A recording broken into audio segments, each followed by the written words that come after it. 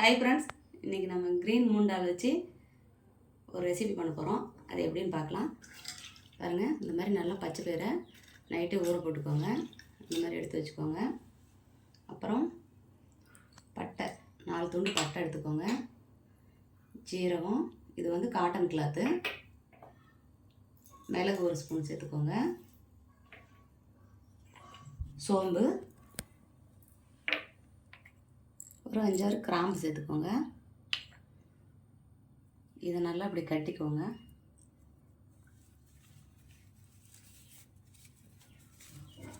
இந்த மாதிரி எடுத்து கட்டிக்கோங்க. இப்போ பச்சை பயிரை நம்ம பொருளை சேர்த்துக்கலாம்.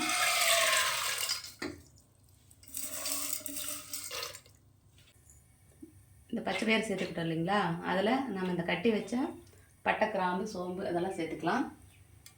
கூடவே நம்ம நெய் 1 ஸ்பூன் நெய் சேர்த்துக்கலாம். தண்ணி சேர்த்துக்கலாம். நான் 1/4 கிலோ பருப்பு சேர்த்துருக்கேன். பச்சை பயிர் வந்து 1/4 கிலோ சேர்த்துருக்கேன். அதுக்கு தகுந்த மாதிரி நீங்கள் சேர்த்துக்கோங்க. 5 விசில் வந்தால் போதும். 5 விசில் வரட்டும். கொத்தமல்லி தழை சேர்த்துக்கலாம். இஞ்சி, பூண்டு, மிளகா வந்து ஒரு 6 மிளகா சேர்த்துக்கலாம். இப்போ இதை நல்லா நைஸாக அரைச்சிட்டு வந்துடலாம்.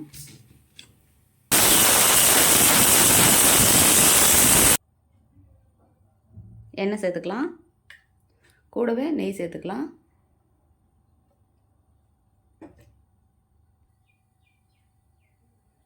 அன்னாச்சி மூக்கு சேர்த்துக்கலாம்.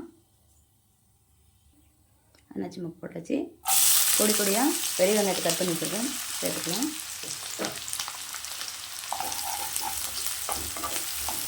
நல்லா வெங்காயம் வந்து நல்லா பொன்னிறமாக வதங்கி வரணும். அப்போ தான் நல்லாயிருக்கும். நல்லா வதங்கட்டும். கூடவே ஒரே ஒரு பிரிஞ்சி இலை சேர்த்துக்கலாம்.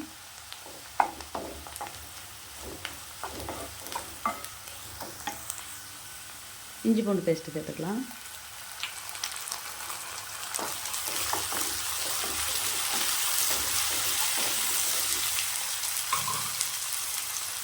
சன்னா மசாலா பொடி 1 ஸ்பூன் சேர்த்துக்கலாம். வரமிளகாத்தூள், மஞ்சள் சேர்த்துக்கோங்க. கொஞ்சம் கறி மசாலா நல்லா இந்த எண்ணெயிலே வதக்கிட்டுருங்க.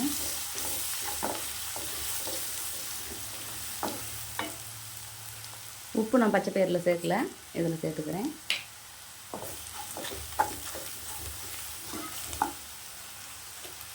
தக்காளி கட் பண்ணி வச்சுக்கிறேன். 2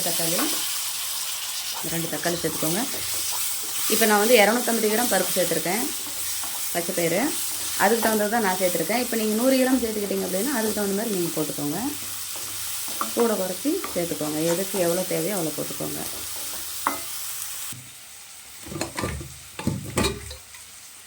பாருங்கள், இந்த மாதிரி நல்லா பச்சை பயிரெல்லாம் வெந்துருச்சு.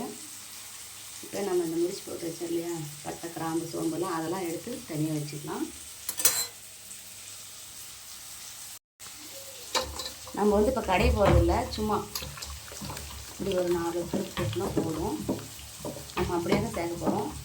நல்லா சப்பாத்திக்கு செம்ம டேஸ்டியாக இருக்கும். பாருங்கள், இப்படி நல்லா மசிச்சுட்டால் போதும். வேறு ஒன்றும் தேவையில்லை. ரொம்ப கடைய வேண்டியதில்லை. சாப்பாட்டுக்கு தான் ரொம்ப கடையணும்.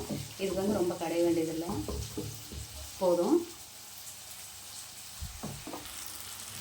இப்போ நம்ம அரைச்சி வச்ச இந்த கொத்தமல்லி, இஞ்சி பூண்டு இதெல்லாம் சேர்த்துக்கலாம். பச்சை ஸ்மெல் போகிற வரைக்கும் நல்லா இப்படி கிளறி விடுங்க. பச்சை ஸ்மெல்லெல்லாம் போகட்டும். இந்த மாதிரி நல்லா பச்சை ஸ்மெல் போகிற வரைக்கும் நல்லா வதக்கி விட்டு 4 எடுத்து சேர்த்துக்கலாம்.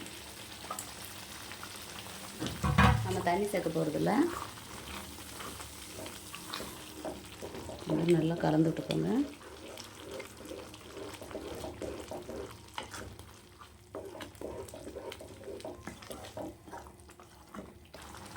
எண்ணெய் சேர்த்துருக்குறேன். எண்ணெயில் வரமிளகாத்தூள் சேர்த்துக்கலாம். பாருங்கள், இந்த மாதிரி சேர்த்துக்கோங்க. கூடவே கொத்தமல்லி தழை சேர்த்துக்கோங்க. பாருங்கள், இந்த மாதிரி இருக்கணும். நல்லா கடையக்கூடாது. நல்லா மசிச்சோன்னா நல்லா இருக்காது. இந்த மாதிரி இருக்கும்போது நல்லா ஒரு சப்பாத்தியை நல்லா உருட்டி அப்படியே சப்பாத்தி இப்படி தொட்டு சாப்பிட்டோம் அப்படின்னா அப்படியே சப்பாத்தியில் அள்ளி சாப்பிட்டோன்னா செம்ம டேஸ்டியாக இருக்கும். இதேமாதிரி நீங்களும் உங்கள் வீட்டில் செஞ்சு பார்த்துட்டு எப்படி இருக்குன்னு எனக்கு ஒரு கமெண்ட் பண்ணுங்கள், லைக் பண்ணுங்கள், ஷேர் பண்ணுங்கள், ஒரு சப்ஸ்கிரைப் பண்ணிடுங்க.